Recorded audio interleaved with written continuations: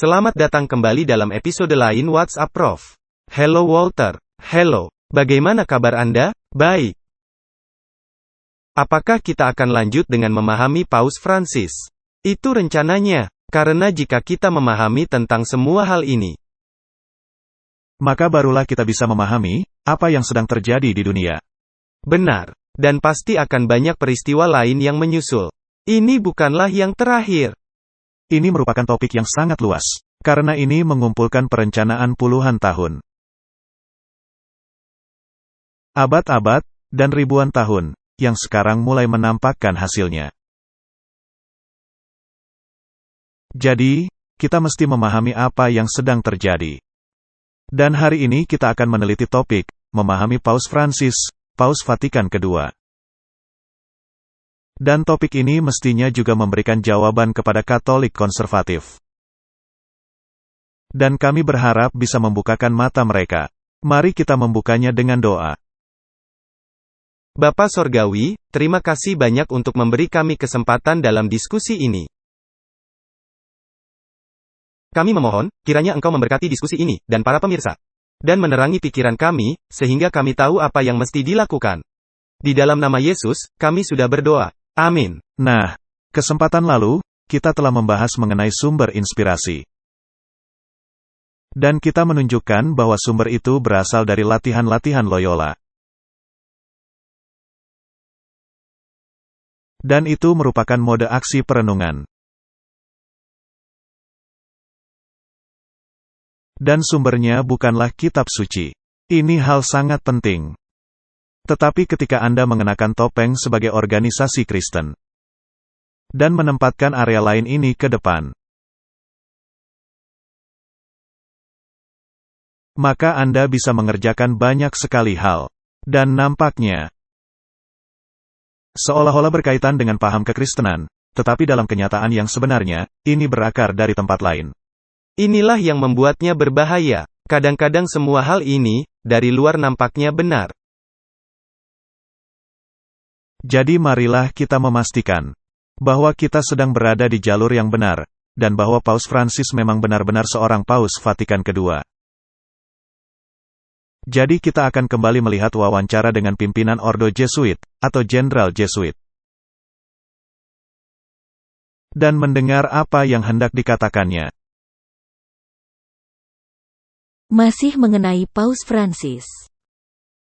Ada narasi mengenai dirinya dan kepausan bahwa dia adalah seorang reformer yang radikal. Dan di antara para pengagumnya, ini kadang-kadang bisa menyebabkan kekecewaan, jika mereka berpikir dia tidak merubah dengan cukup cepat atau cukup jauh. Dan di antara para pengecamnya, mereka khawatir bahwa dia mungkin melakukan perubahan radikal yang melawan tradisi gereja. Jadi saya ingin tahu, apa pendapat Anda mengenai narasi itu? Apakah ini benar, ataukah ada yang salah dengan Paus Fransis dengan usahanya mengadakan perubahan bagi gereja? Paus Fransis, tanpa diragukan, adalah orang dari Konsili Vatikan II. Ya, kalian adalah anak-anak muda, mungkin kalian tidak ingat Konsili Vatikan II.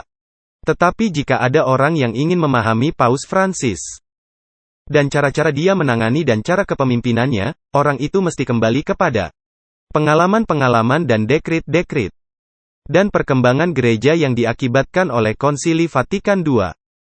Ini merupakan poin rujukan yang tidak bisa kita lupakan. Jika kita ingin memahami apa yang sedang terjadi di dalam gereja dan di dalam pikiran dan hati Paus Fransis. Jadi Paus Fransis sedang memimpin gereja dalam pengertian Konsili Vatikan II, yang memutuskan dengan penyesuaian yang diperlukan oleh era yang baru dan tanda-tanda roh. Itulah sebabnya, Paus Fransis selalu berbicara mengenai migrasi manusia. Dalam segala bentuknya, krisis lingkungan, perkembangan ketidakadilan. Karena Konsili Vatikan II mengajari kita untuk membaca tanda-tanda zaman dan meresponnya.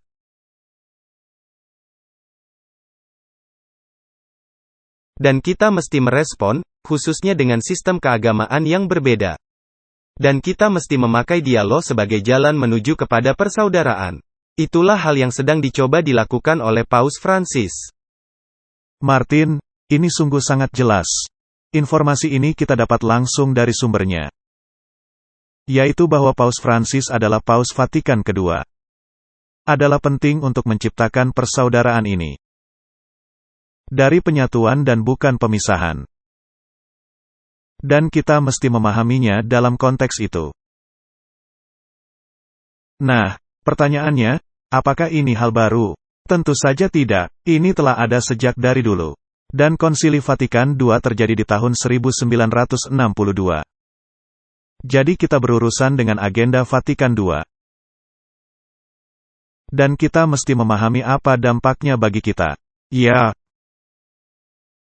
Jadi, marilah kita melihat secara sekilas Konsili Vatikan II. Konsili Vatikan II dimulai, di bawah kepausan yang dijabat oleh Paus Yohanes ke-23. Dia adalah Paus Vatikan kedua. Dan beginilah peristiwanya, pada tanggal 25 Januari tahun 1959. Yang hanya berjarak 2 bulan sejak pemilihannya sebagai Paus, Yohanes 23, mengejutkan dunia, dengan mengumumkan adanya konsili. Untuk memberi gereja, kemungkinan untuk lebih menyumbang dengan lebih efektif, bagi solusi masalah-masalah di zaman modern. Gema yang penuh sukacita merespon kepada pengumuman ini.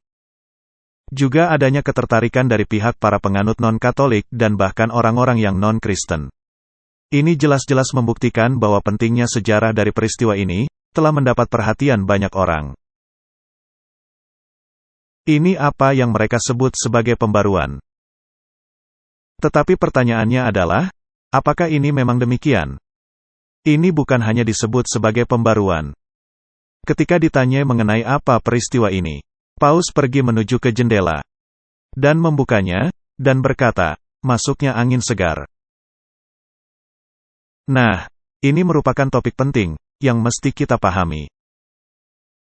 Karena jika menyangkut pengumpulan semua umat manusia, semua sistem, dengan politik dan sifat keagamaannya, maka Anda memerlukan keterbukaan ini, dengan agendanya. Ya. Karena banyak orang yang berkata, Roma telah berubah. Roma tidak pernah berubah. Roma tidak bisa berubah. Paus Yohanes ke-23 dalam ensiklikal Mater et Magistra, menuliskan, sejauh mana bukti nyata yang menyangkut pengajaran dan tindakan sosial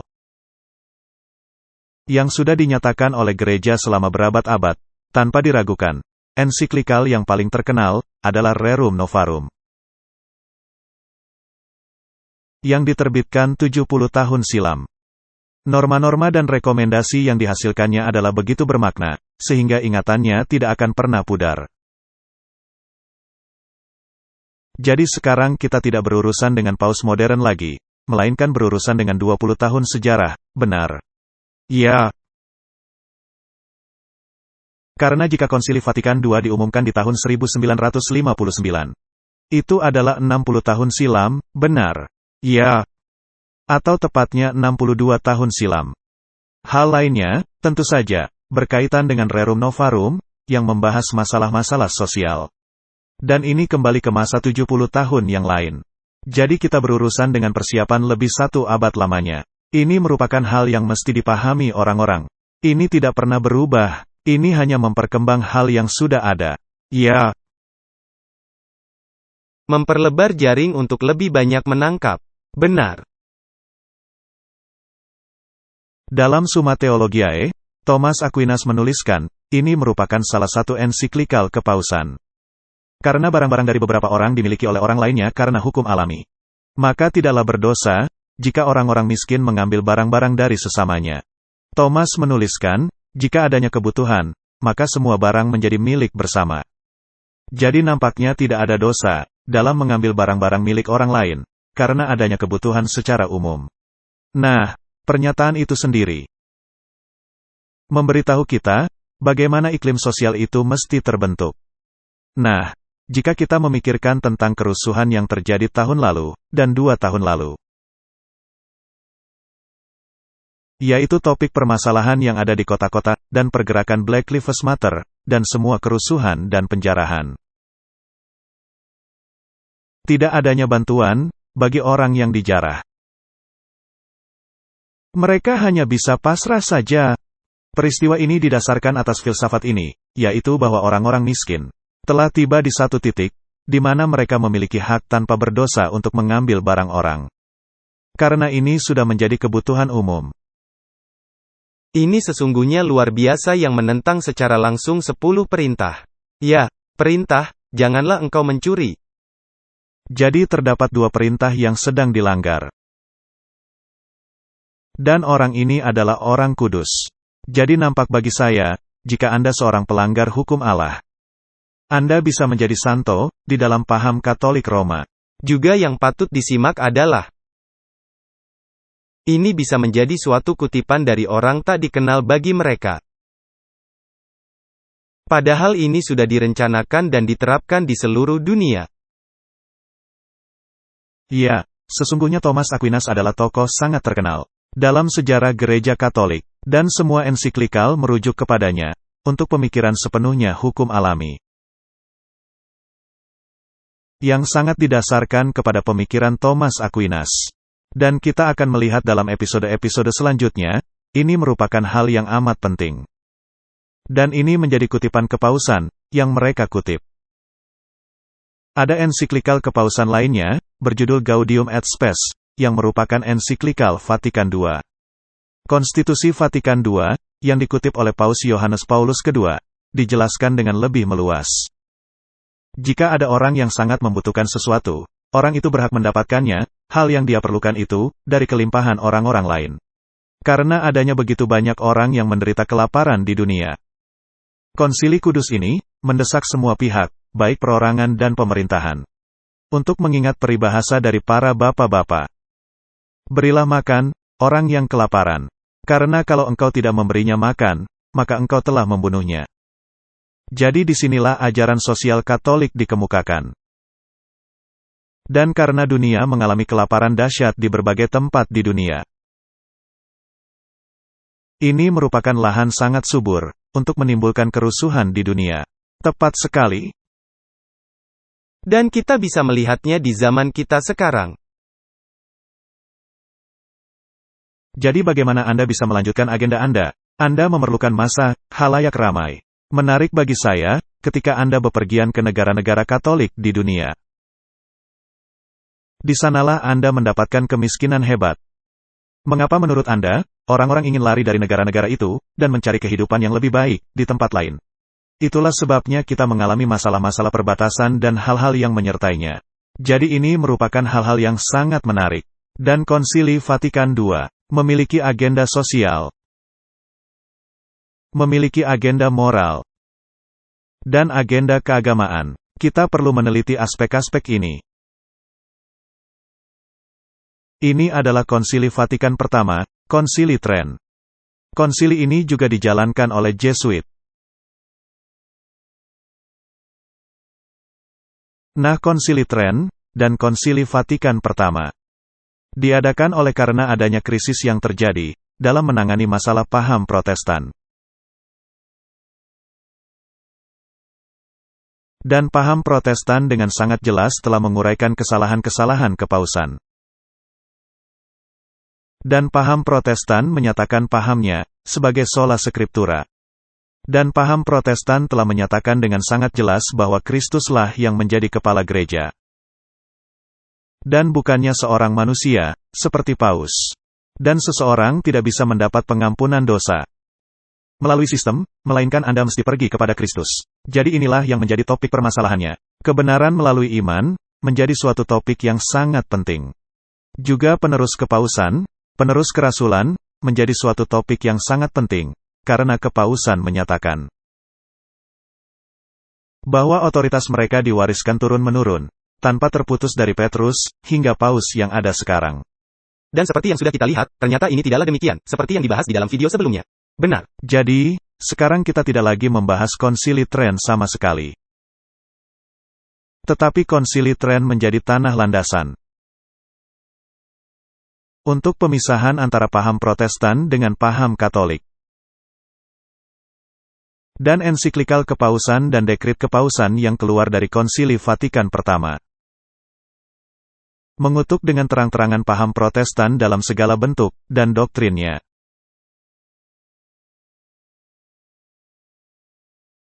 Dan semua dekrit-dekrit itu bersifat ex cathedra.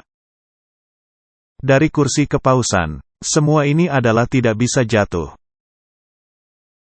Nanti kita akan menunjukkan hal ini. Dan karenanya, dekrit-dekrit itu tidak bisa diubahkan. Jadi Konsili Vatikan Pertama, nampaknya seperti suatu konsili yang anti-Protestan, sangat konservatif, yang berdasar kepada tradisi Katolik. Itulah sebabnya begitu banyak para penganut Katolik sekarang ini, yang benar-benar dibingungkan oleh Konsili Vatikan II. Karena nampaknya adanya agenda yang begitu bersifat liberal. Dan bagaimana agenda liberal ini menyatu dengan agenda tradisional yang konservatif dari Konsili Vatikan Pertama. Jadi kaum Protestan berkata, pastilah Roma telah berubah. Nyatanya, tidak demikian keadaannya. Nah, ada perbedaan antara paus yang berbicara ex cathedra dari kursi kepausan. Karena di dalam konsili ini, Konsili Vatikan Pertama, paus masih secara tradisional digotong di bahu. Sama seperti para imam zaman kuno, masuk ke konsili. Konsili modern telah menghilangkan semua hal itu. Dan yang membuat paus lebih serasi dan lebih diterima oleh umat manusia. Dan banyak pernyataan yang keluar dari Konsili Vatikan II, tidak mesti ex cathedra. Jadi pertanyaan-pertanyaan itu tidaklah bertentangan, hanya nampak seperti bertentangan. Jadi ini sangat penting. Mari kita melihat beberapa di antaranya, karena ini sangat penting. Jadi pertanyaannya adalah, apakah Konsili Vatikan II mengubahkan posisi Katolik Roma yang terbentuk pada Konsili Tren? Yang sangat jelas mengutuk segala bentuk paham Protestan dan semua doktrinnya. Mari kita melihat sumbernya. Ini adalah jemaat bagi doktrin iman.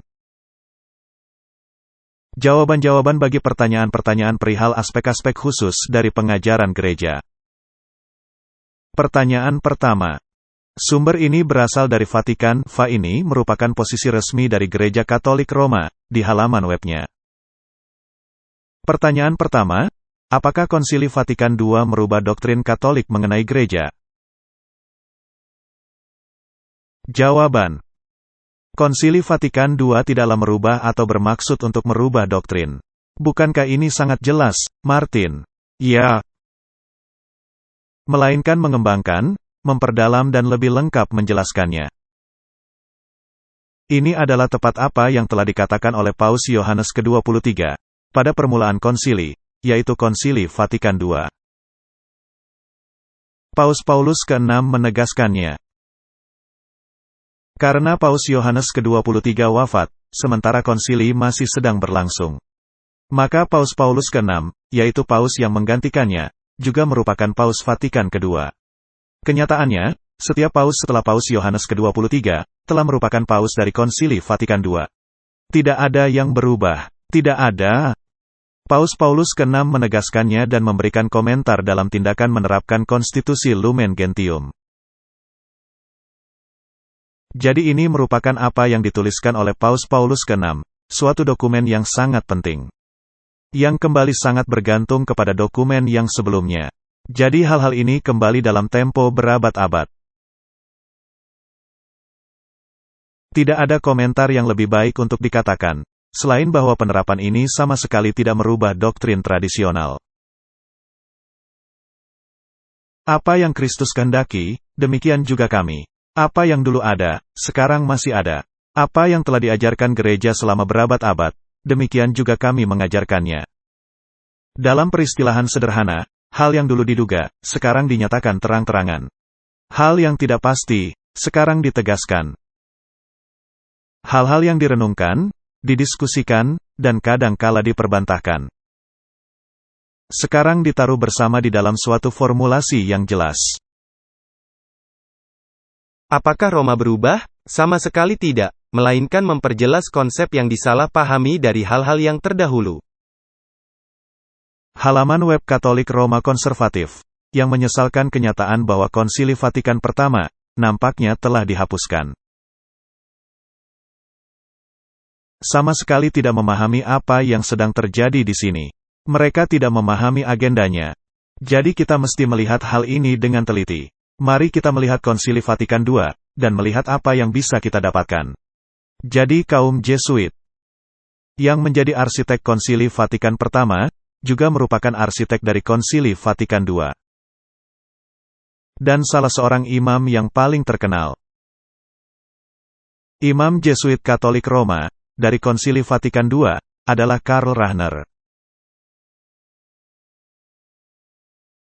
Dan di sini ada foto, orang lain yang duduk di sampingnya. Dan sudah ada perubahan di sini. Mereka tidak lagi mengenakan jubah resmi.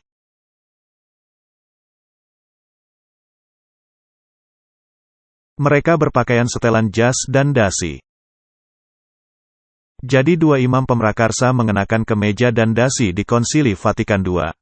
Pater Joseph Ratzinger merupakan rekan sejawat Pater Karl Rahner di dalam konsili. Jadi dua imam ini merupakan imam Konsili Vatikan II. Dan seperti Anda ketahui, Ratzinger menjadi Paus Benedik. Jadi, dia juga merupakan Paus Konsili Vatikan II. Tetapi dia memainkan drum golongan konservatif. Dan sekarang kita memiliki seorang Paus yang sedang memainkan drum liberal. Dan ini merupakan pergerakan yang lihai. Karena setelah Paus Paulus ke-6, lalu kita memiliki Paus Yohanes Paulus pertama. Dia hanya menjabat 33 hari. Lalu muncul Paus Yohanes Paulus II, seorang Paus Konsili Vatikan II. Dan gereja menghadapi suatu keadaan tak nyaman. Maka kita memiliki seorang Paus yang menjadi pengantara, yang memainkan drum konservatif, dan sedikit lebih drum liberal. Lalu kita kembali bergerak dengan agenda, dengan Paus Francis. Mari kita melihat apa moto Rahner. Moto Rahner secara efektif adalah, Tuhan kita mesti menyesuaikan diri kepada dunia, bukan dunia kepada Tuhan kita. Semua ini berasal dari sumber Katolik Roma. Dan bukannya dikutip dari sumber yang tidak jelas. Bukan. Pengaruh Rahner sungguh luar biasa. Dia memuaskan dunia modern, dan anggota gereja modern. Yang telinganya gatal karena adanya kompromi doktrin di bawah dalih pencerahan. Ini merupakan kutipan yang menarik. Jadi, marilah kita membaca lebih lanjut mengenai Karl Rahner. Karl Rahner tidak diragukan lagi sebagai ahli teologi Katolik Roma, paling penting di abad ke-20. Posisinya yang memberikan pengaruh kemudian, di antara rekan sejawatnya menghasilkan. Sejauh mana, dari kemampuannya untuk membuat teologi dan filsafat ke dalam suatu dialog. Nah, kita sudah mendapati masalah di sini. Filsafat dan kebenaran Alkitabiah adalah saling jauh bertolak belakang, satu kepada lainnya, sama seperti timur jauh dari barat. Jadi filsafat Yunani tidak bisa dicampur dengan kebenaran Alkitabiah. Karena kebenaran Alkitabiah bukanlah filsafat, melainkan suatu kenyataan. Tepat. Ini adalah firman Allah. Dan Anda tidak bisa menaruhnya ke dalam dialog, karena hal itu disebut sebagai paham sinkretisme. Tepat. Jadi Karl Rahner membentuk suatu golongan keagamaan baru yang disebut sebagai kekristenan tidak dikenal. Nah, jika jaring Anda begitu lebar, maka Anda bisa menampung segala jenis ikan. Maka tidak diperlukan filter, saringan. Maka Anda bisa menampung semuanya. Apakah itu ateis, kaum okult, atau apa yang disebut sebagai Kristen? Atau apa yang disebut sebagai agama lain dunia. Ini tidak apa-apa, benar. Ya. Jadi mereka semua itu orang-orang Kristen, hanya tidak menyadarinya. Ini berdasarkan filsafat. Ya. Mengatakan, ini mencakup orang-orang Buddha, berbagai orang-orang non-Kristen lainnya, dan bahkan para penganut ateis. Yang benar hati nuraninya, benar perilakunya dan peduli. Itu wacananya. Jadilah orang baik. Itu sudah cukup. Sejenis iman kepada Allah, pada dasarnya, terdapat di sana, apakah mereka menyadarinya atau tidak, kata Rahner. Itu merupakan bagian dari kekristenan, yang tidak menyebut dirinya sebagai kekristenan. Orang-orang kafir, yang telah menerima kasih karunia, tetapi yang tidak menyadarinya. Suatu filsafat yang sangat menarik. Jadi pada dasarnya, Anda bisa tinggal bersama-sama mereka, dan Anda tidak perlu menginjilinya. Ya. Ini sebuah artikel, sebuah intisari, dari majalah Jerman. Dan pada dasarnya apa yang dikatakannya adalah, bahwa orang ini adalah orang yang membukakan pintu bagi penyatuan kembali seluruh dunia Kristen. Sehingga orang-orang Kristen yang berasal dari dunia Protestan dan dunia Katolik, bisa bersatu. Jadi ini merupakan cara di mana filsafat ini membuatnya mungkin. Mari kita melihat beberapa kutipannya. Saya pikir spiritualitas dari Loyola itu sendiri, yang dipelajari orang melalui praktek doa dan formasi keagamaan, lebih bermakna bagi saya, dibandingkan seluruh teologi dan filsafat yang dipelajari di dalam dan di luar ordo. Dengan kata lain, kita mempertegas hal ini. Ini adalah selaras dengan ceramah pertama kita. Landasan dari spiritualitas Anda, berasal dari latihan spiritual dan formasi yang Anda terima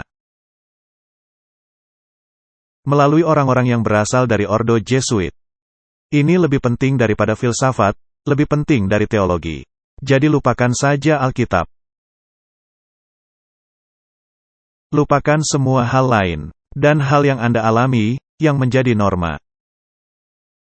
Ini berbahaya. Ini adalah suatu pemikiran yang sangat berbahaya. Karena ini sama sekali menentang pandangan Alkitab, ujilah roh-roh. Benar. Dan ini juga menjadi hal berbahaya, ketika Anda mencoba membuatnya menjadi bersifat Kristen. Bahkan jika Anda mencoba melakukan hal ini memakai Alkitab. Terdapat banyak hal berbahaya di dalamnya, seperti yang kita katakan di ceramah sebelumnya. Itulah sebabnya terdapat banyak mistik Kristen sekarang ini, yang melakukan hal-hal tersebut. Dan dalam studinya, Rahner juga menjadi sangat mahir dengan pemikiran para bapak-bapak gereja. Khususnya yang menyangkut topik seperti kasih karunia, sakramen, spiritualitas dan paham mistis. Jadi semua ini sesungguhnya adalah mistik.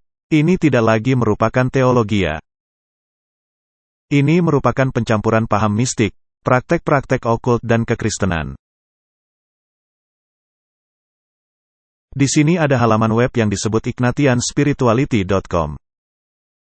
Dan menyatakan hal berikut, Karl Rahner, Masyarakat Yesus.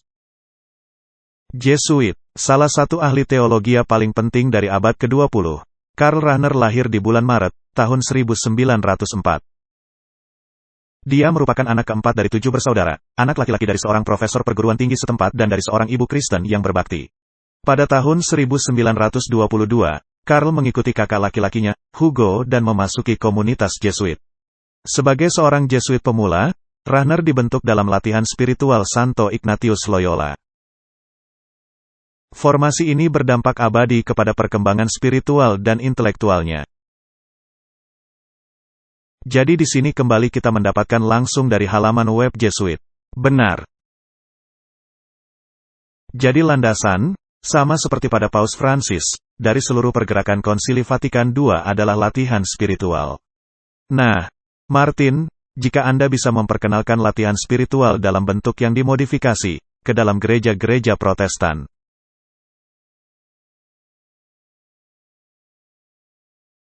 maka Anda bisa menghancurkan mereka. Yang berkaitan dengan landasan mereka berdasarkan firman Allah. Ya, dari dalam. Anda bahkan tidak perlu menyerangnya dari luar. Benar. Lalu roh menjadi norma. Dan firman menjadi hal kedua. Dan juga, jika latihan spiritual menjadi landasan dari Konsili Vatikan II, maka jelas ketika Jesuit menjadi penyelenggara Konsili Tren, Vatikan pertama. Itu juga menjadi landasannya juga. Benar. Nah, ada kisah mengenai kehidupan pribadinya yang tidak akan kita selidiki. Ada sebuah artikel oleh John Fenari, yang berjudul Karl Rahner's Girlfriend. Dan ada kutipan yang menarik di dalamnya. Dikatakan, The London Times menuliskan mengenai Rinser, teman wanita Karl Rahner, pada saat kematiannya. Wanita ini terus mempraktekkan ajaran Katolik Roma hingga saat kematiannya. Tetapi yang mengkampanyekan mendukung aborsi dan melawan celibasi, dan juga melawan kuasa dari keimamatan. Meskipun begitu, dia memiliki sahabat karibnya, antara lain Kardinal Joseph Ratzinger. Rinser mendukung pencalonan kepresidenan Jerman di tahun 1984, dalam usia 73 tahun, sebagai calon dari Partai Hijau. Dan yang berkampanye di Barat, untuk diktator Korea Utara Kim Il-sung. Saya mengutip hal ini, karena sangat menarik, bahwa filsafat yang kita baca, sangat menjadi hal utama di dunia sekarang ini, yaitu perihal aborsi. Yaitu suatu topik yang membawakan seluruh paham sosialis dengan cara berpikirnya. Yang menyatukan paham komunis ke Barat, melalui perekatan paham sosialisme. Jadi di sini terjadi dialektika Hegel, adanya tesis adanya antitesis. Lalu sintesis. Jadi ke arah sinilah, mereka sedang bergerak. Jadi mereka mesti menyediakan ruang untuk pemikiran ultra-liberal ini. Jadi bagaimana menyatukan mereka semua? Anda mesti menciptakan suatu bentuk kompromi, yang menampung mereka semua. Anda tadi menyebutkan, pencantuman hal ini, karena sekarang ini, hal ini sangat relevan. Rinser, merupakan calon dari Partai Hijau, jadi di sini masuk topik perubahan iklim. Jadi segala sesuatu dimulai di zaman Konsili Vatikan II, termasuk pergerakan hijau ini. Ini bukanlah suatu hal yang terjadi sekarang, adanya perubahan iklim. Ini sudah direncanakan sejak dari dahulu. Jadi Rahner radikal, Karl Rahner sendiri menunjukkan suatu tekanan independen yang serupa. Yang tetap, berakar dalam kepada versi paham Katoliknya sendiri.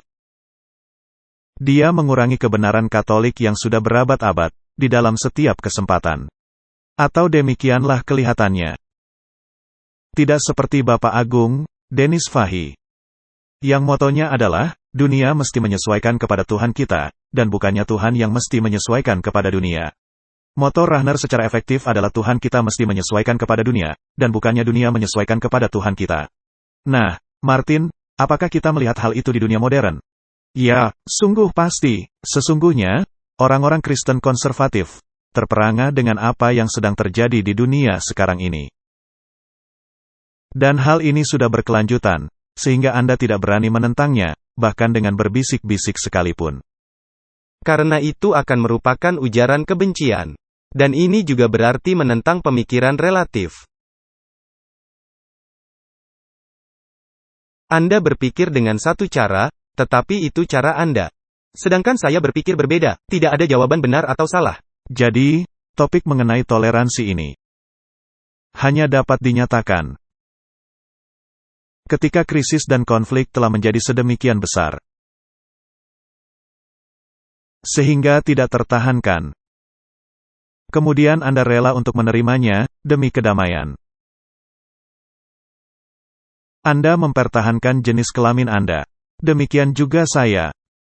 Jika saya ingin mengubah jenis kelamin saya, maka Anda mesti berkata, itu adalah keputusan pribadi Anda, dan saya akan menerimanya. Dan kita bisa melakukan hal bersama-sama. Jika kita membangun toleransi yang mutlak ini. Pertanyaan. Itu tadi sekedar contoh. Saya tidak memihak manapun. Saya paham. Tetapi apakah mungkin, jika Anda kembali kepada Alkitab, bahwa dua sistem yang sama sekali bertentangan. Satu sistem yang selaras dengan perkataan Allah, dan sistem lainnya yang tidak selaras dengan perkataan Allah, dapat duduk di meja yang sama. Apakah mungkin? Saya bertanya, ya, ini mungkin. Apakah ini benar? Tidak benar. Karena Alkitab berkata, janganlah engkau bersama-sama memikul kuk dengan yang tidak beriman. Nah, jika Anda mulai berjalan bersama mereka, kemudian Anda berdiri untuk mendengar cara pandang mereka, dan akhirnya Anda duduk bersama mereka, di meja yang sama, maka Anda menjadi benar-benar rusak. Ya, Anda dalam masalah. Nah, sampai sejauh mana ini akan berlaku? Karena Anda menyerap semua. Nah, buku yang berjudul No Other Name, suatu survei kritis dari sikap orang Kristen kepada agama dunia, ditulis oleh Jesuit lainnya, bernama Paul Knitter. Dan Paul Knitter merupakan murid dari Karl Rahner. Begitulah asal-usulnya. Dan di sini foto dirinya, ketika masih muda. Dan di sini, foto dirinya ketika sudah lebih tua. Jadi Paul Kniter melayani firman ilahi sebagai misionari, sebelum menjabat di Universitas Xavier, di mana sekarang ini menjadi profesor teologia. Dia mendapat lisensi teologia dari Universitas Kepausan Gregorius. Dan dia mulai, di bawah bimbingan Karl Rahner. Nah, sebelum mendapat gelar doktor teologia dari Departemen Teologia dari Universitas Marburg.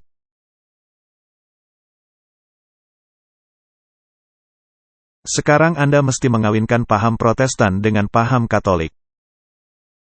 Dan setelah berhasil, maka selanjutnya Anda mesti merangkul semua agama-agama lain. Jadi sudah selama 15 tahun, perhatian utamanya adalah dialog Kristen dengan agama-agama lain, khususnya yang berasal dari Timur. Publikasi yang sebelumnya, meliputi, menuju teologi Protestan dari agama-agama. Nah, dari judulnya saja, Anda bisa menebak, apa yang menjadi isinya. Dan jika Anda mempelajarinya, Anda akan melihat jawabannya adalah sempurna. Anda bisa mengikuti apa saja yang Anda sukai. Anda tidak hanya diselamatkan hanya di dalam nama Yesus saja. Ada banyak jalan. Dan tentu saja, di waktu-waktu yang kemudian, dia sangat tertarik kepada paham Buddha dan agama-agama lain. Dia menuliskan, Paul Kniter, yang menjadi profesor teologi di Paul Tillich, Agama dan Kebudayaan Dunia di Seminari Teologi Union di kota New York, merupakan seorang ahli teologi kenamaan dari paham pluralisme keagamaan dan dialog antar agama. Kniter merupakan seorang pengarang, lebih dari selusin buku, yang terbaru, Without Buddha Equal Not Be a Christian. Perjalanan Kniter mendalami dialog antar agama, dimulai di tahun 1964. Jadi ini adalah Konsili Vatikan II. Benar, ini adalah teologia yang muncul dari Konsili Vatikan II. Ketika dia menjadi siswa seminari di Roma, dia menyaksikan Konsili Vatikan II secara langsung. Di masa ketika Gereja Katolik Roma menyatakan sikapnya yang baru terhadap agama-agama lain. Apakah iblis terbagi-bagi? Tidak. Tetapi di sini nampaknya, iblis sangat terbagi-bagi, benar? Ya, dan mesti dicatat, ini bertentangan langsung dengan ayat dalam kitab Wahyu, keluarlah daripadanya. Benar sekali, ini sama dengan mengatakan, tetaplah di tempatmu, kami akan mengumpulkan kalian semua. Di sini ada dua pertentangan pikiran. Dua pemikiran ini sama sekali bertolak belakang satu sama lain. Dan seperti perkataan Anda, ini adalah cara berpikir Konsili Vatikan II. Nah, jika Anda merenungkan paham Buddha. Paham Buddha merupakan antitesis tepat kepada paham kekristenan. Ini tepat bertentangan. Ini sama seperti yin dan yang. Kristus berkata, dia datang untuk memenuhi kita. Paham Buddha mendorong Anda untuk mengosongkan diri Anda sendiri. Jadi ini berlawanan secara telak. Keadaan terakhir, yang Anda bisa capai di dalam paham Buddha, adalah keadaan tanpa apa-apa, atau kosong. Dan ini merupakan lawan dari Alkitab, suatu keadaan yang dipenuhkan.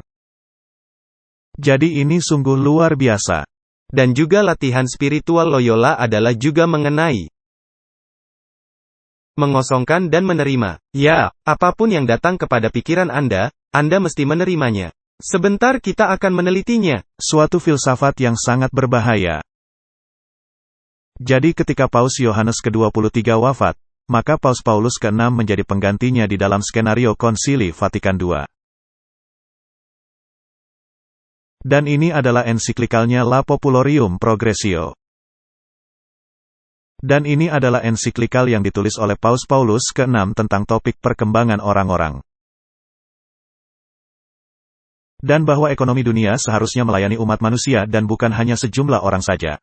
Ini diterbitkan tanggal 26 Maret tahun 1967. Martin, apakah ini agenda yang sama seperti yang dimiliki Paus Francis? Ya, tepat sama. Jadi apakah dia paus ultramodern, atau sama dengan yang sebelumnya? Sama dengan yang sebelumnya. Tidak ada yang berubah. Dia juga menuliskan dalam ensiklikal tersebut, menuju suatu kekuasaan efektif dunia. Apakah Paus Francis meminta adanya suatu kekuasaan dunia yang efektif? Ya, tatanan dunia baru. Benar. Jadi di sini, Paus Paulus ke-6 menuliskan, suatu kerjasama internasional di antara bangsa-bangsa di dunia. Pastinya meminta adanya suatu lembaga yang akan mempromosikan, mengkoordinir dan mengarahkannya, hingga suatu tatatan yuridis terbentuk secara kokoh dan disahkan sepenuhnya. Kami memberikan dukungan sukarela dan sepenuh hati bagi organisasi-organisasi publik, yang telah bergabung dan mempromosikan perkembangan bangsa-bangsa. Dan kami sangat berharap mereka akan menikmati suatu kekuasaan yang semakin berkembang. Seperti yang kami katakan dalam sidang umum Perserikatan Bangsa-Bangsa di New York. Tugas utama Anda, bukan hanya membawa segelintir orang, melainkan semua orang saudara bersaudara. Demikian pula Paus Fransis berbicara mengenai persaudaraan. Ini ada dalam Fratelli Tutti, ensiklikal yang dia tuliskan. Apakah ini baru? Tidak. Siapa yang tidak melihat adanya kebutuhan dan pentingnya suatu perkembangan lambat laun bagi pembentukan suatu kekuasaan dunia yang mampu mengambil tindakan-tindakan efektif dalam rencana-rencana yuridis dan politis. Nah, Martin ini terjadi di tahun 1967. Apakah sekarang kita sudah menggenapinya? Ya. Jadi apakah Paus Fransis menentang ensiklikal yang sebelumnya? Tidak. Dia hanya memperkuatnya.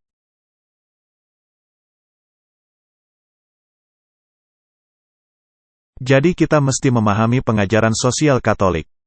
Karena dunia begitu ada dalam pergolakan hebat sekarang ini. Dan ada jurang yang sangat lebar antara si kaya dan si miskin. Yang saya yakini, ini sudah direncanakan. Dan telah terjadi beberapa saat lamanya. Dan sejumlah besar manusia yang merasa sedang ditindas. Ya.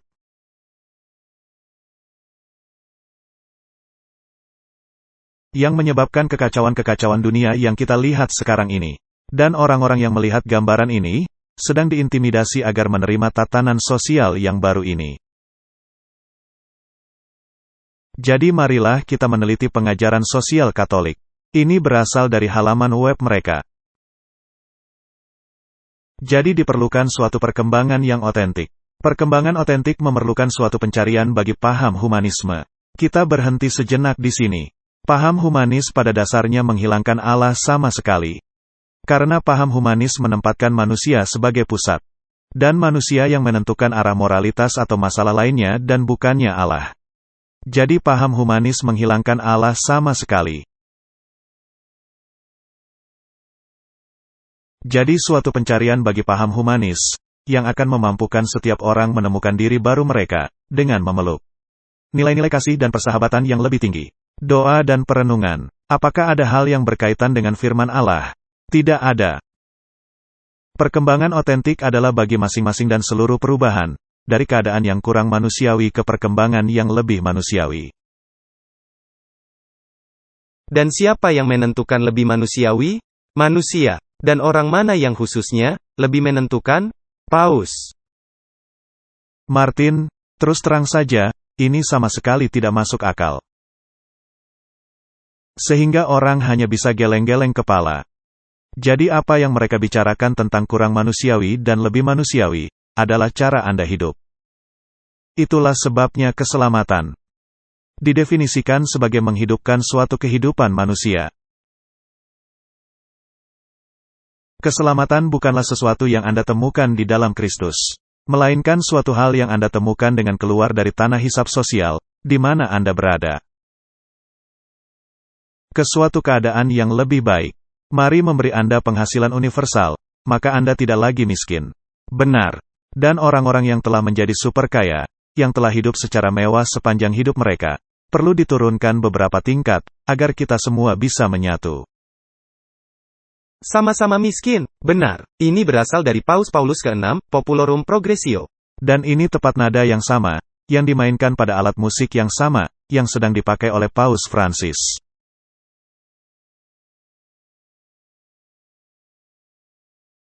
Sifat alami dari perkembangan otentik ini adalah sedemikian rupa, sehingga seluruh bangsa-bangsa di dunia mesti turut serta. Contohnya melalui hubungan perdagangan yang adil dan kerjasama internasional, atau kalau tidak akan menjadi perkembangan yang sejati. Jadi jika ada suatu bangsa yang lebih makmur dari bangsa lainnya, Karena sifat alami ekonomi dan etos kerjanya, maka mereka perlu turun beberapa tingkat, agar membuat bangsa lain naik beberapa tingkat. Ya. Dan tentu saja kebaikan bersama. Ini juga berasal dari Mater et Magistra ibu dan guru, yaitu gereja. Kebaikan bersama adalah perkembangan lengkap dari semua orang di dunia. Paus Yohanes ke-23 menggambarkannya sebagai suatu jumlah total keadaan dari suatu kehidupan sosial, di mana orang-orang dimampukan secara lebih lengkap dan lebih siap untuk mencapai kesempurnaan mereka sendiri. Jika Anda membacanya, apakah itu bersifat alkitabiah? Tidak, ini sama jauhnya, seperti barat terpisah jauh dari timur. Kesempurnaan orang-orang Kristen ditemukan di dalam Kristus. Di sini, Anda mendapatkannya di dalam lingkungan sosial. Jadi kebaikan bersama juga menyediakan suatu keseimbangan melawan paham individu yang terlalu kuat. Bukankah ini menarik? Ya, ini dituliskan di tahun 1965, dan Paus Francis mengatakan hal yang tepat sama. Jadi apakah Paus Francis, seorang paus modern, yang membawakan perubahan, atau hanya sekedar menerapkan hal yang sudah ditetapkan? Ya, 100%. Bahkan paham individualisme mesti dilenyapkan. Dengan penekanan aspek sosial dari sifat manusia. Jika paham individu Anda mengizinkan Anda berada lebih tinggi dari orang-orang lain, maka hal itu mesti dihilangkan.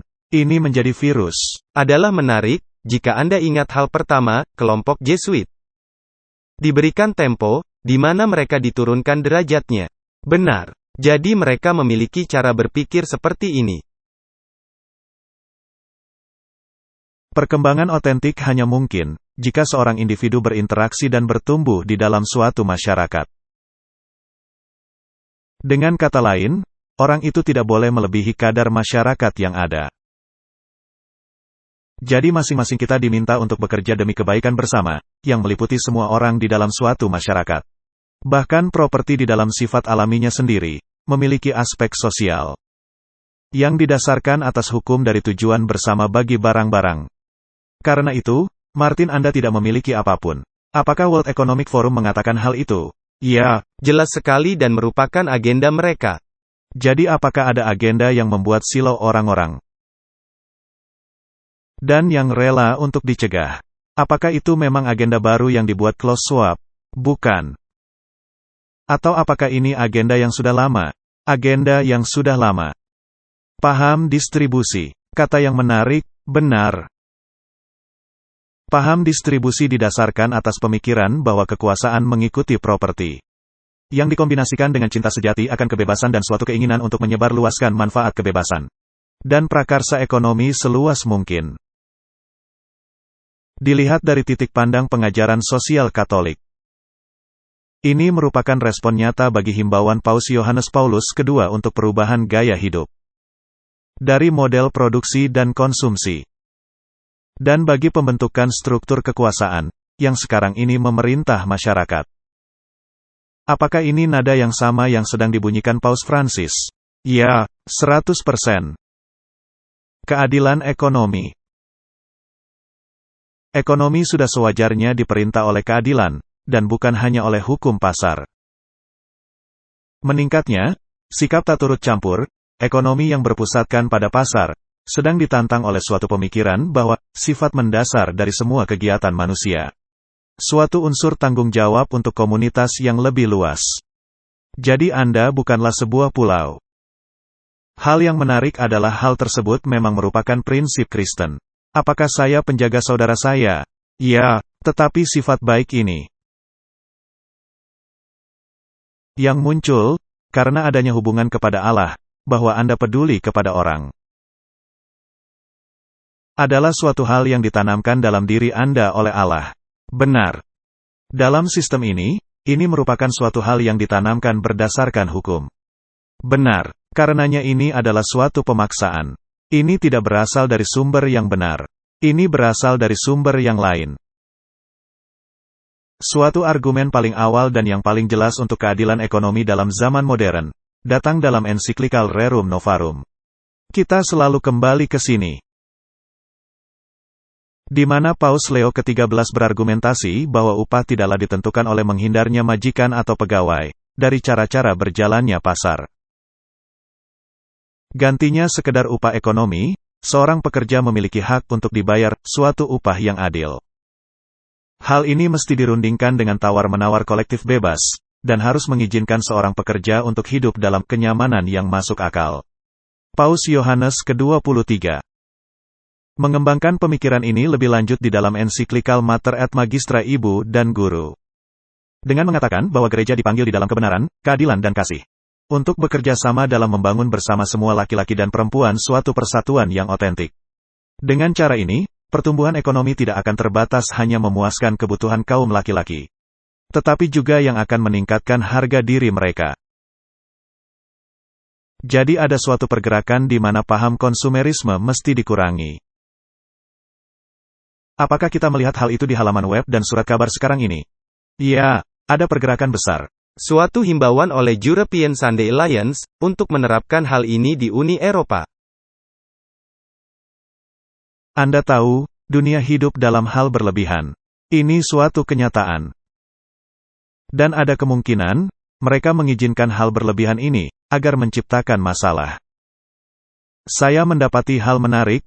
Pemerintah Jerman dalam suatu masa lockdown mengatakan, kita tidak membutuhkan semua keju ini. Anda hanya perlu 1-2 potong. Merasa cukup dengan apa yang Anda miliki. Kita hidup dengan sangat mewah. Dan ketika lockdown diterapkan, mereka memutuskan, hal apa yang menjadi kebutuhan. Benar. Tetapi Martin, jika Anda mengikuti Alkitab, maka Anda akan mengembangkan suatu gaya hidup yang ada pertarakan di dalamnya. Maka ini berasal dari sumber yang bukan hasil dari pengarahan pasar. Dan pertanyaan mengenai upah, dan mengenai kesetaraan. Apakah menjadi topik permasalahan di dunia sekarang ini? Ya. Lalu ada agenda sosial. Dalam kata pembukaan kepada agenda sosial, Kardinal Van Tuan, yang menjadi ketua dari Konsili Keuskupan bagi Keadilan dan Perdamaian, ketika diterbitkan di tahun 2000, membuat pernyataan berikut mengenai nilai pengajaran sosial Katolik. Pengajaran sosial dari serangkaian paus yang terkenal. Sejak Paus Leo ke-13, ini adalah paus dari ensiklikal Rerum Novarum. Dari sinilah hal itu dimulai. Dapat menjadi bagi orang-orang Kristen di zaman kita, suatu sumber besar orientasi dan suatu alat umum penginjilan. Kita semua memerlukan pengajaran ini. Martin, apakah Anda memerlukan pengajaran dengan mengambil hak orang, tanpa menanyai mereka? Tidak. Apakah Anda memerlukan pengajaran dengan mengambil hak orang lain? Untuk memenuhi kebutuhan pihak ketiga, tanpa menanyai mereka? Tidak. Dengan kata lain, jika ada pencuri masuk ke rumah Anda, dan Anda mempunyai 3 pesawat televisi di rumah, maka pencuri itu bisa mencuri 2 pesawat. 1 untuk dirinya, 1 lagi untuk temannya yang juga tidak mempunyai televisi. Dan ini merupakan hak pencuri, dan bukan merupakan pencurian, karena Anda punya televisi berlebihan, sedangkan pencuri hidup dalam kekurangan, benar. Apakah ini Alkitabiah? Tidak. Dan ini juga merupakan kisah roman Robin Hood. Benar. Nah, saya selalu tertarik dengan skenario Robin Hood ini, karena pada dasarnya ini merupakan suatu sindiran melawan Protestan dan dunia Protestan, benar. Dan yang menarik namanya Hood, yang di dalam bahasa Inggris artinya seorang kafir.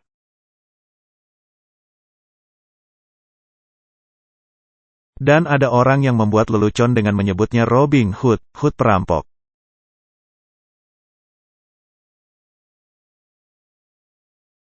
Jadi tuntutan bagi keadilan dan kedamaian memiliki penerapan di segala tahapan kehidupan manusia. Apakah secara individu, global atau dalam konteks masyarakat di mana kita tinggal. Paus Pius ke-11 sangat mengkaitkan tema dari pengajaran sosial Katolik ini dengan kebaikan bersama dan harga diri pribadi manusia. Dengan menyadari bahwa penyediaan bagi alat yang diperlukan untuk masing-masing anggota masyarakat agar berkembang, merupakan cara terbaik dalam memastikan perkembangan masyarakat tersebut secara keseluruhan. Martin, apakah Anda telah mendengar 1 iota dari teologi penebusan? Tidak. Semua ini adalah paham humanisme. Jadi satu-satunya penebusan yang ditawarkan oleh paham Katolik bagi umat manusia adalah struktur sosial. Ini berarti mendirikan kerajaan Anda di dunia ini, di bumi ini. Sedangkan Tuhan Yesus berkata, "Kerajaanku tidak berasal dari dunia ini." Ini begitu sangat jauh terpisahkan dari dunia ini, sama seperti timur jauh dari barat. Dan ini juga mengenai kepada paham Protestan juga. Tepat sekali. Karena begitu banyak orang sedang mencari juru selamat dunia.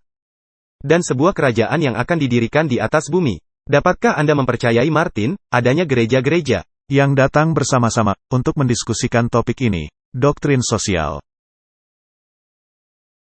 Topik ekologi, perkembangan yang berkesinambungan, topik iklim.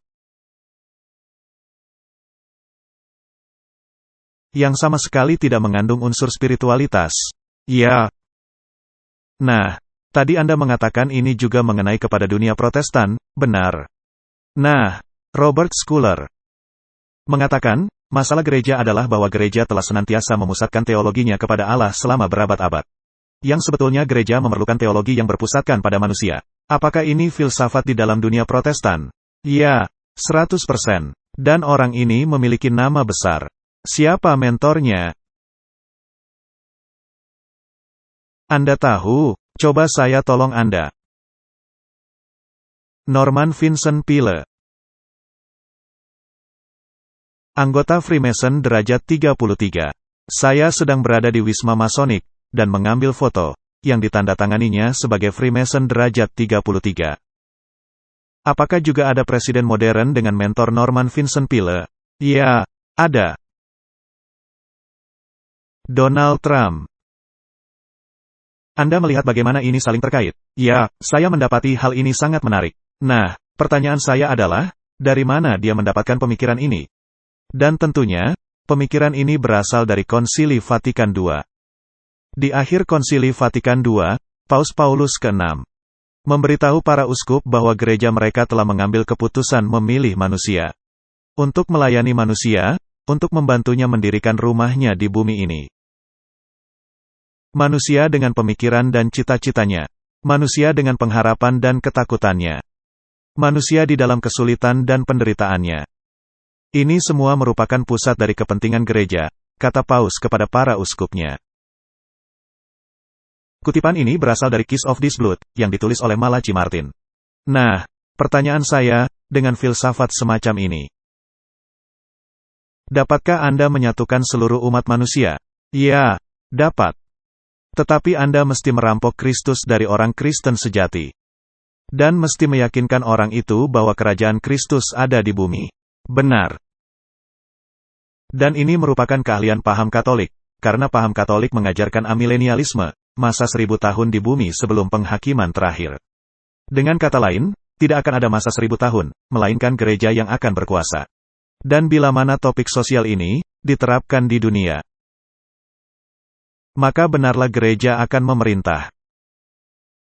Tetapi ini akan merupakan kerajaan kegelapan. Benar.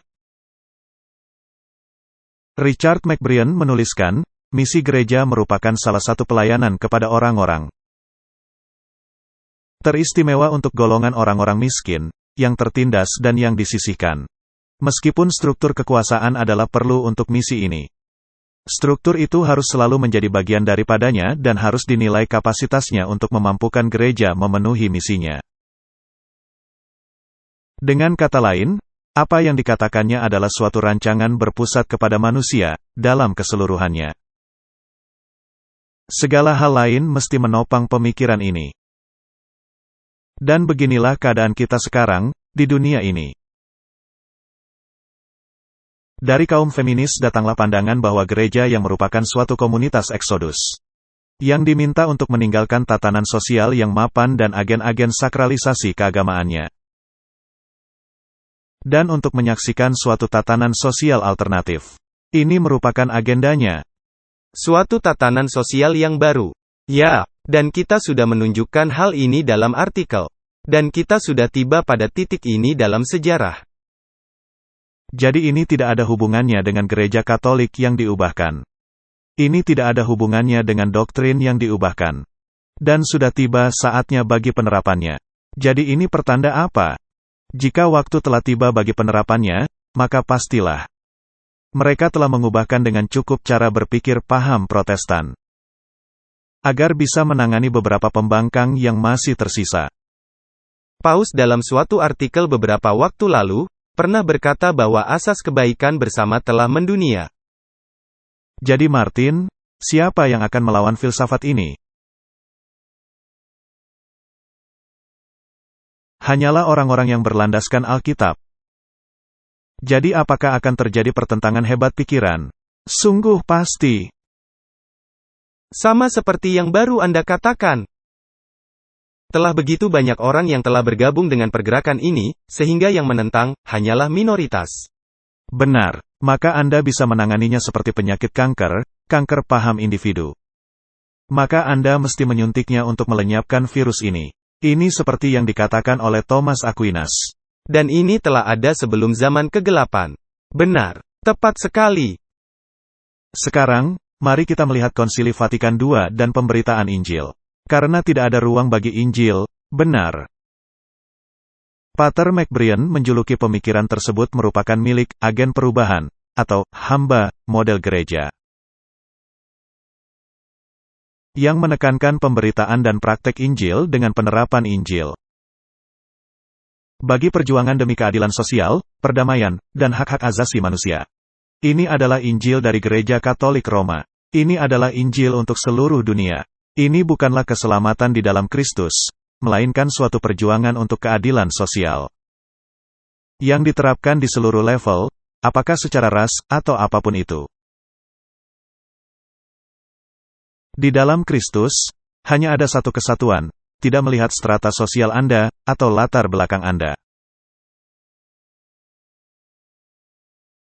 atau ras Anda, semuanya satu kesatuan di dalam Kristus. Ini merupakan suatu kesatuan yang berbeda. Dan ini merupakan suatu kesatuan yang didasarkan atas pilihan pribadi.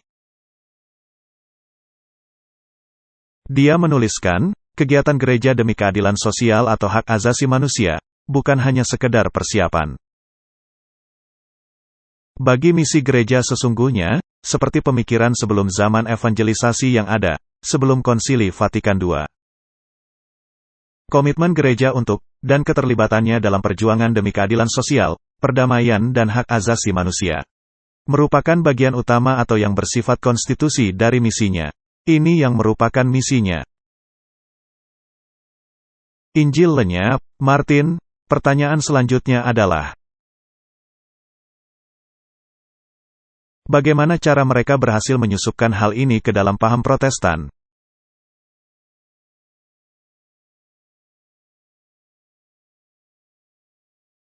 Anda mesti melenyapkan teologi yang didasarkan atas firman Allah. Teologi mesti bergerak ke arah spiritualitas Ignatius. Dan spiritualitas Ignatius didasarkan atas pengalaman dan perasaan. Jadi seluruh mode, ragam, cara, perbaktian harus diubahkan. Nah, bagaimana mereka melakukannya? Konsili Vatikan II dan pergerakan karismatik. Kardinal Joseph Suenens, penerima hadiah Templeton, tahun 1976, yang juga anggota Freemason. Yang dilantik tanggal 15 Juni tahun 1967. Disinilah cara Anda membaca kaum Protestan, benar. Karena Freemason, dianggap suatu pergerakan Protestan. Tetapi di dalam kenyataannya, ini dijalankan oleh Ordo Jesuit, yang dipilih oleh Paus Yohanes ke-23 untuk menjadi salah satu arsitek utama dari pertemuan-pertemuan Konsili Vatikan II. Dia ada dalam 4 komite besarnya. Dia menyatakan, karena saya memiliki pengalaman karismatik, kesetiaan saya kepada Bapa Suci sebagai wakil Kristus di dunia telah ditingkatkan dan diperkuat. Penghargaan saya kepada Maria sebagai penebus dan pengantara bersama untuk keselamatan saya telah dipertegas. Penghargaan saya kepada misa sebagai pengorbanan Kristus, sekarang telah ditingkatkan. Mari kita meneliti poin-poin itu, Martin. Apakah itu paham kekristenan? Bukan. Ini sama sekali bertentangan. Jadi pembelajaran Maria, apakah memang ada di dalam Alkitab? Tidak ada. Tidak ada, karena Maria mati, dan tidak tahu apa-apa. Maria akan dibangkitkan bersama-sama orang-orang kudus di akhir zaman. Pengabdian Kardinal Suenens kepada Paus telah meningkat. Allah di dalam Perjanjian Lama menyesalkan kenyataan bahwa bangsa Israel menginginkan seorang raja. Karena mereka telah menolak Allah sebagai raja. Dan hal menarik ketika Anda meneliti perang Protestan di Inggris, di mana Inggris memaksakan bentuk pemerintahan dan paham Protestannya kepada orang-orang Skotlandia, sebagai contoh. Orang-orang Skotlandia berkata, kami tidak memiliki raja, selain Yesus. Saya setuju dengan keputusan orang-orang Skotlandia mengenai topik ini. Apakah memang Maria penebus dan pengantara bersama keselamatan? Tidak. Hanya Yesus. Jadi apakah bisa pengalaman karismatik membawa Anda kepada agama palsu? Ya, sungguh pasti. Inilah yang dikatakan Konsili Vatikan II mengenai paham karismatik. Tidaklah hanya melalui sakramen dan pelayanan gereja, Roh Kudus menyucikan dan memimpin umat-umat Allah. Roh Kudus membagikan rahmat khusus di antara umat-umat yang setia di dalam segala tingkatan. Penunjukan roh diberikan kepada semua orang untuk manfaat. Karunia-karunia karismatik ini, apakah diberikan secara luar biasa atau secara lebih sederhana, dan meluas? Mestinya diterima dengan pengucapan syukur dan penghiburan. Karena merupakan kebutuhan yang sangat cocok dan berguna bagi kebutuhan gereja. Nah, Martin, ketika mereka berkata, Anda mesti menerima roh itu dengan pengucapan syukur, apakah ini alkitabiah? Tidak, mengapa? Karena Anda mesti menguji roh-roh itu. Ya, karena Anda tidak mengetahui, apakah roh-roh ini berasal dari Allah atau dari sumber yang lain. Benar, karena jika roh itu memimpin Anda untuk mempercayai Maria sebagai penebus atau penebus bersama, Anda mengalami masalah, benar, tepat sekali. Jadi mesti kembali ke standarnya. Dan bagaimana jika roh-roh itu mengatakan, Anda tidak harus menuruti perintah-perintah Allah? Nah, menurut hal itu, itulah yang mesti Anda lakukan. Jadi ketika roh menjadi norma, dan Anda menerimanya sebagai norma, apakah itu juga berarti Anda bisa menerima doktrin palsu? Ya. Mari sekarang kita melihat Paus Yohanes Paulus II dan pembaharuan karismatik. Ketika bertemu dengan sejumlah orang di tahun 1998, Paus Yohanes Paulus II berkata, bukalah diri Anda dengan rela hati bagi pemberian roh. Terimalah dengan ucapan syukur dan patuh, karisma yang diberikan roh tanpa henti-hentinya bagi kita. Terima saja. Apakah itu alkitabiah, Martin? Tidak, karena Anda mesti mengujinya. Baik, kita lihat lebih lanjut apa yang dikatakan Paus. Ini di tahun 1998. Ini berasal dari situs Katolik jhb.org.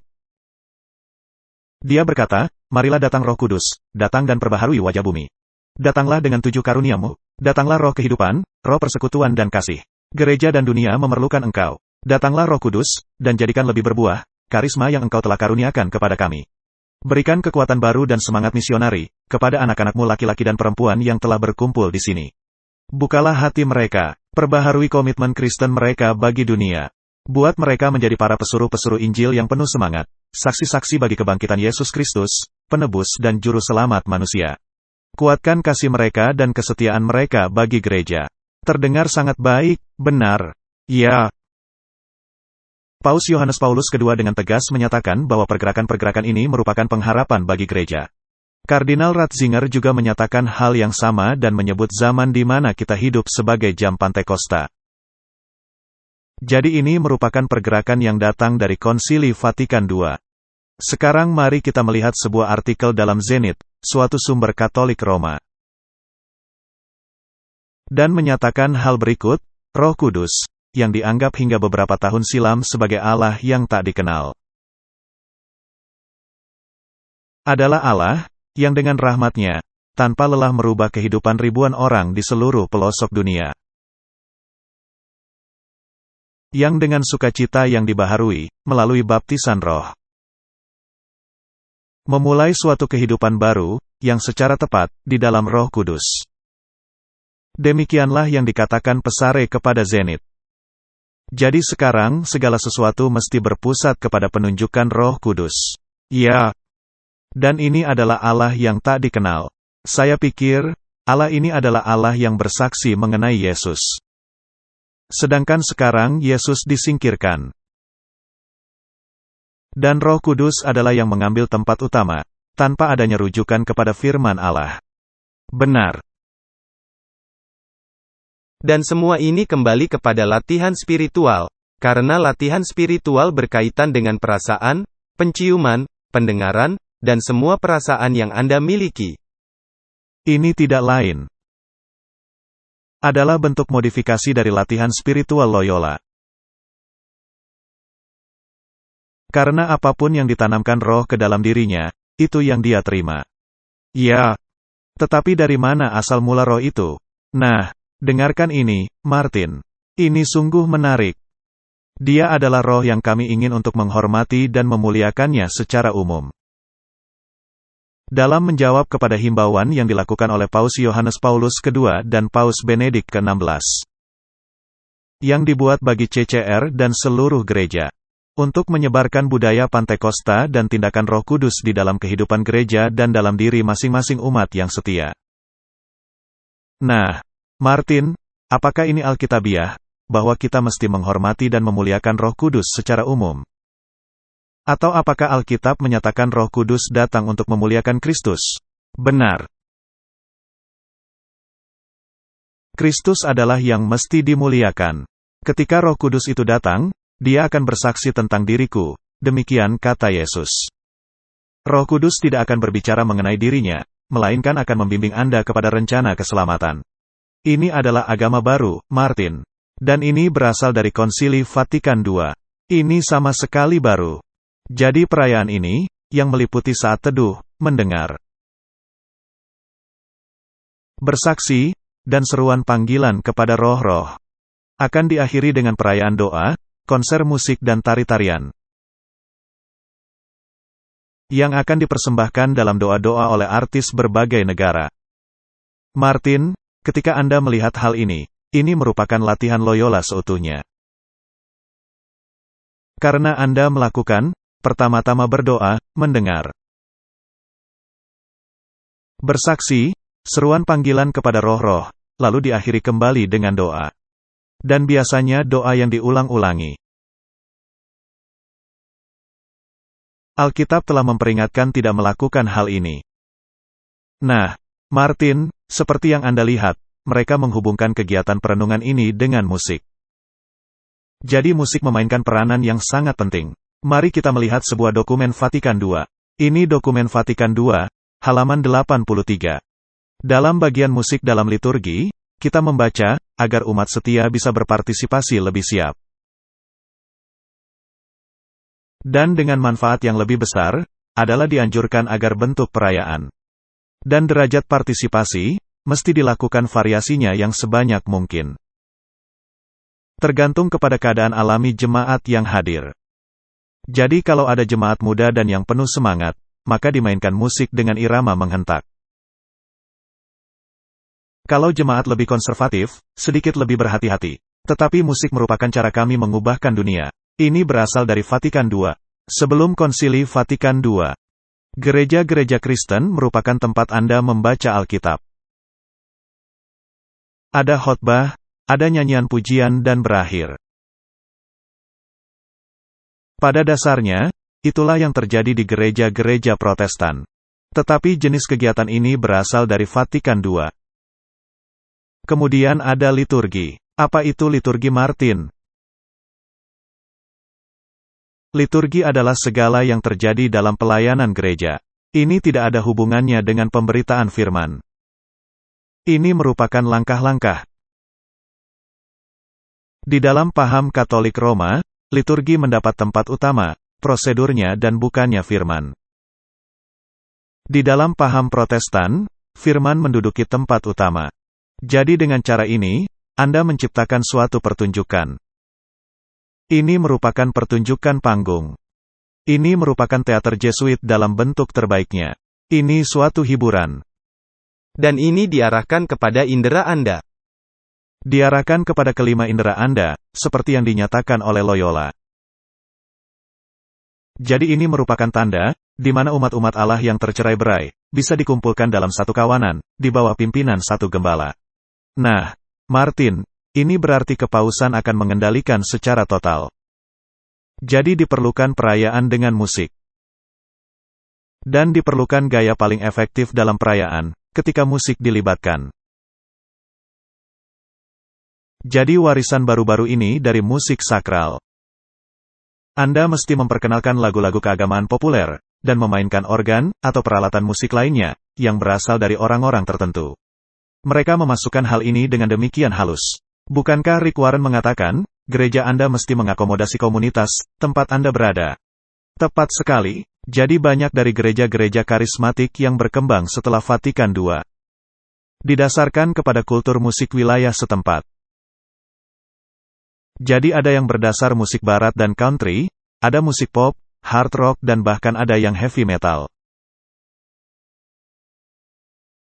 Jadi partisipasi dari perayaan ini, mesti internal. Tetapi harus juga eksternal, yaitu menunjukkan partisipasi internal dengan gerak tubuh.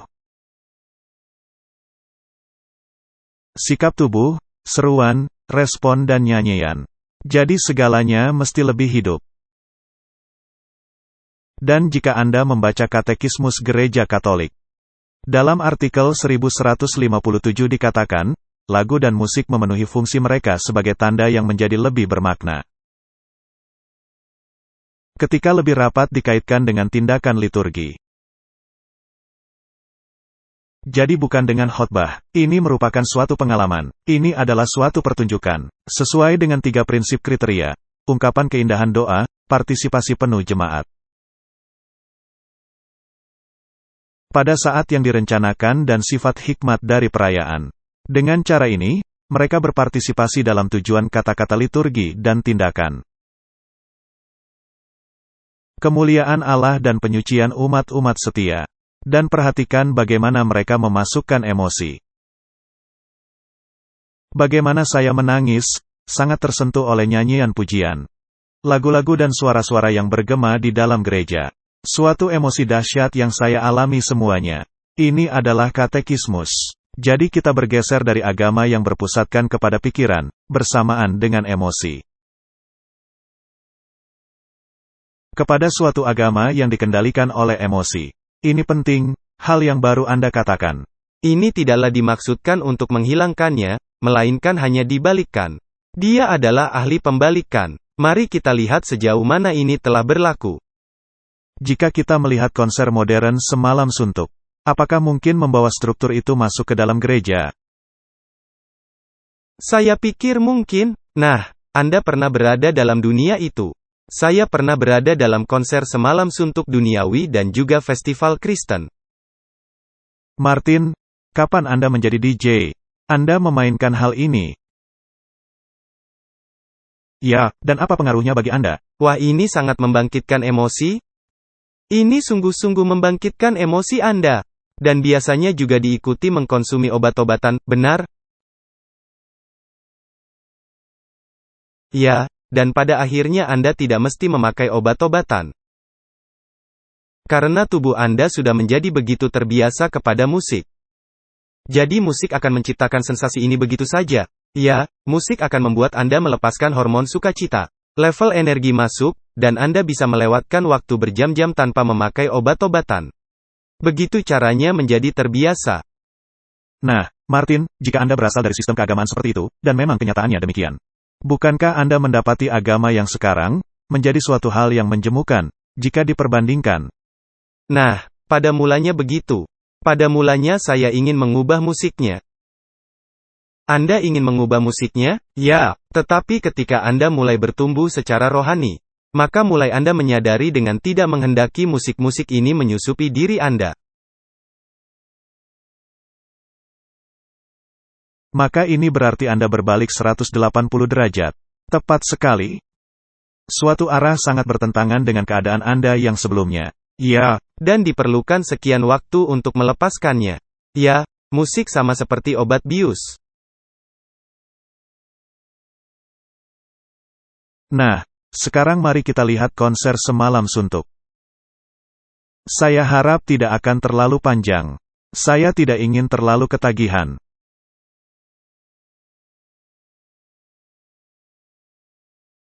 Konser musik semalam suntuk.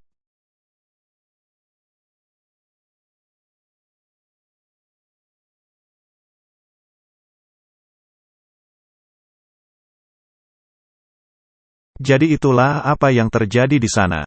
Hal menarik adalah kita tidak ingin menampilkan video musik, tetapi ritme itu. Pada dasarnya ritme voodoo zaman kuno. Dan ini menciptakan suatu keadaan di mana roh-roh yang lebih rendah bisa merasuki diri Anda. Ini pada dasarnya kerasukan roh-roh. Dan untuk terus terang, ini adalah kerasukan roh-roh jahat. Ada suatu serial sangat bagus, yang berjudul Distraction Dilemma. Serial itu sungguh-sungguh membantu saya dalam mengambil keputusan terakhir tentang musik. Dan ini dibuat oleh Christian Berdal. Saya juga menonton serial itu. Ini merupakan suatu keharusan bagi orang-orang yang mendengar musik, bahkan musik dari radio.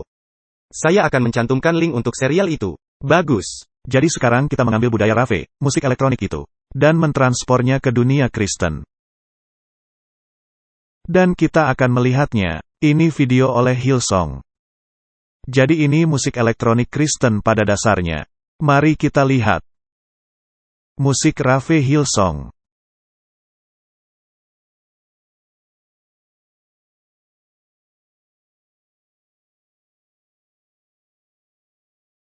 Jadi pertanyaan saya bagi Anda, apakah Konsili Vatikan II telah sukses? Jelas. Apakah Paus Francis keluar jalur, ataukah dia menjalankan tugasnya? Dia melakukan tugasnya, dan menerapkan rencana yang dirancang selama tahunan. Mari kita pastikan, sebelum kita mengakhiri diskusi ini. Ini adalah ulasan juru bicara. Dan ini ada di tahun 1997, ketika Paus Yohanes Paulus masih aktif. Dan dikatakan, malam ini Paus Yohanes Paulus II akan memberikan berkatnya untuk rock and roll. Paus dan sejumlah kardinal dan uskup pengiring akan menghadiri sebuah konser yang disponsori gereja, yang akan menampilkan ikon folk rock Amerika, Bob Dylan.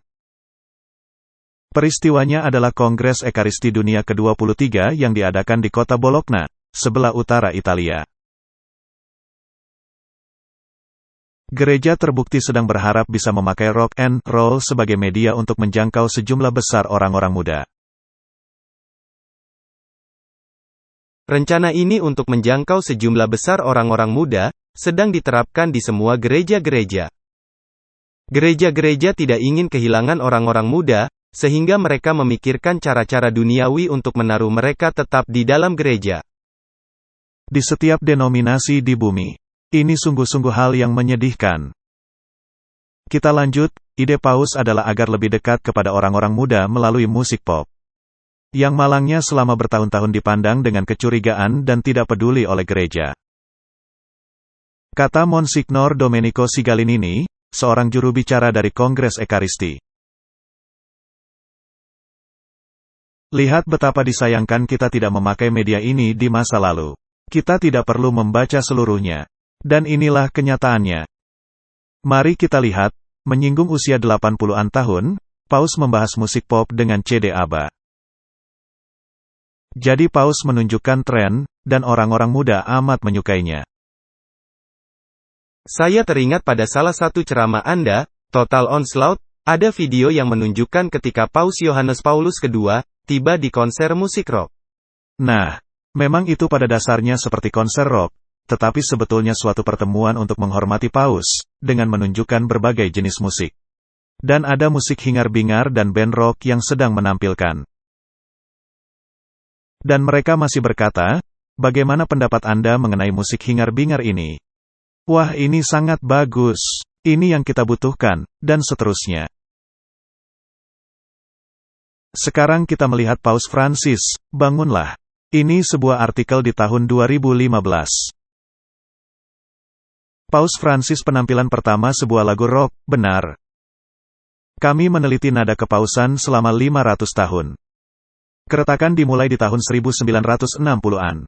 Ketika Konsili Vatikan II mengadakan pertemuan, dan menuliskan serangkaian dokumen yang berdampak sangat jauh dan luas, yang menyebabkan suatu lautan perubahan dalam pengajaran Katolik Roma. Banyak dari perubahan dilakukan dengan tujuan agar membuat gereja lebih terjangkau dan modern. Akibatnya, musik liturgi Katolik mulai menunjukkan pengaruh dari musik pop dan folk rock. Bagi beberapa orang, ini merupakan lonceng kematian bagi musik tradisional dan musik klasik yang ada di dalam gereja, dan yang membawa kepada munculnya pemikiran musik-musik pop dan album musik pop. Ataukah ini hanya sekedar album pop dari pikiran Paus? Wake Up mengikuti tradisi dari Paus Yohanes Paulus II di tahun 1999. Suatu album penyembahan, Abba Pater. Dan pada tahun 2009, suatu rekaman oleh Paus Benedik ke-16, Alma Mater, musik dari Vatikan. Martin, ini adalah sebuah agenda yang sangat direncanakan, dan yang dilakukan dengan baik. Apakah Anda setuju? Mereka sangat sukses, dan mereka memakai musik untuk menghancurkan pengajaran kekristenan. Dan ini berasal mula dari latihan spiritual dari Loyola. Ini merupakan latihan spiritual dalam tingkatan yang terbaik. Karena Anda menciptakan suatu atmosfer untuk keterlibatan roh-roh ini.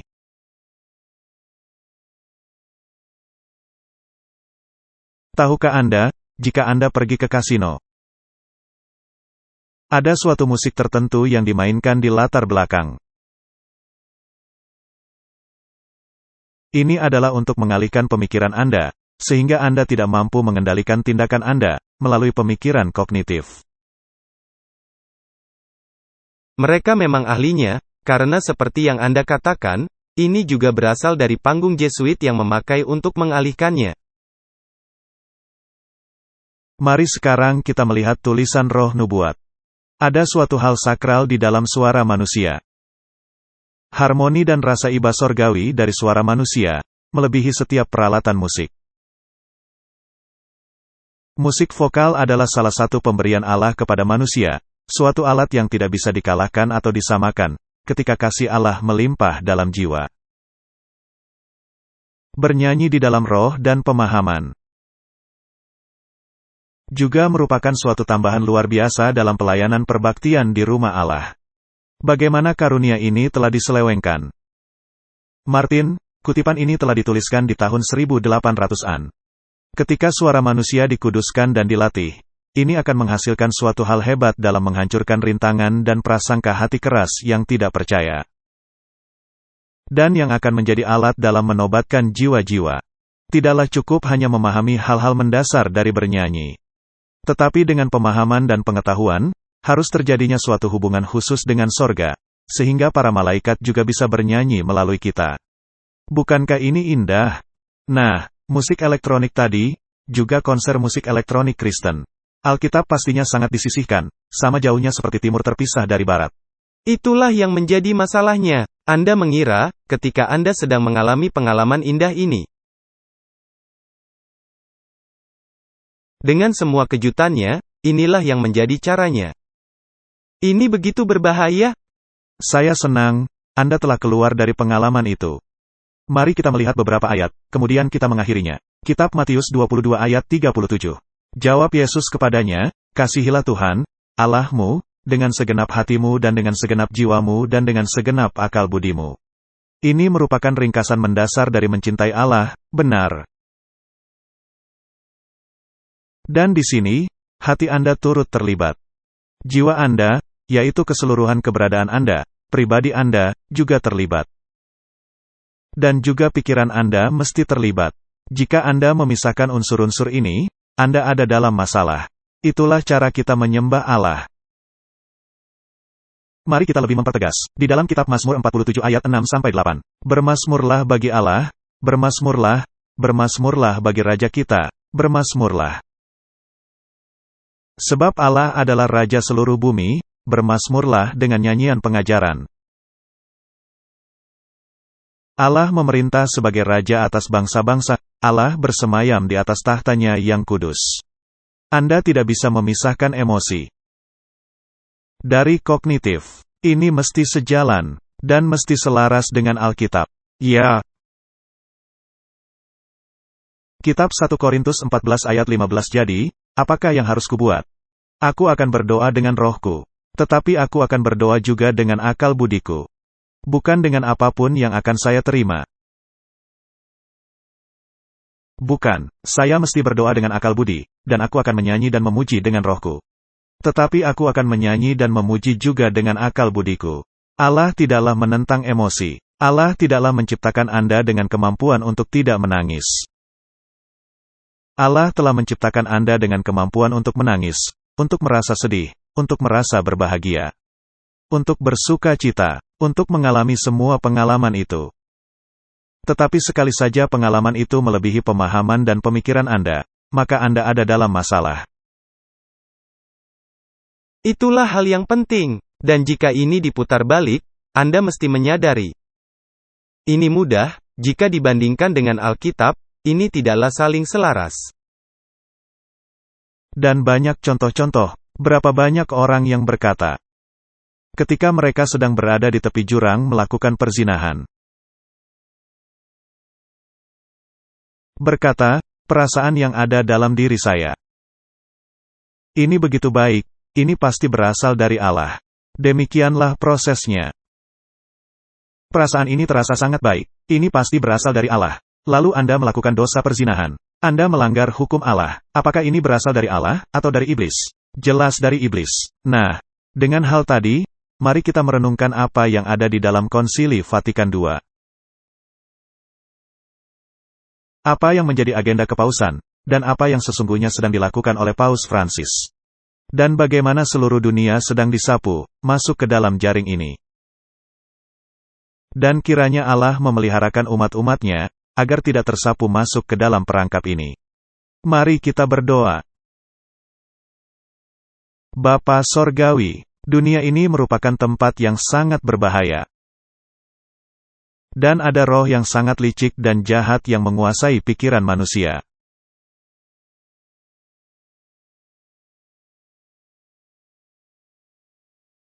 Tolonglah kami, ya Tuhan, agar bertekun di dalam firman-Mu, dan tidak mau menerima roh, kecuali yang selaras dengan firman-Mu. Di dalam nama Yesus, kami sudah berdoa. Amin. Terima kasih sudah menonton video ini. Untuk berlangganan kepada channel kami, klik di sini.